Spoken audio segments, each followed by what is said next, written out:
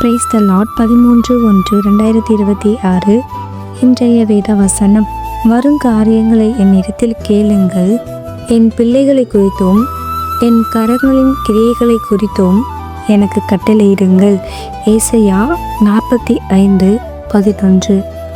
இந்த நாளில் கூட ஏசப்பா நம்மக்கிட்ட என்ன சொல்ல வராங்க அப்படின்னா, நம்முடைய வாழ்க்கையில் நடக்கின்ற ஒவ்வொரு காரியங்களும் கர்த்தர் திட்டம் தெளிவுமாய் நமக்கு வெளிப்படுத்துகிற தேவனாய் இருக்கிறார்.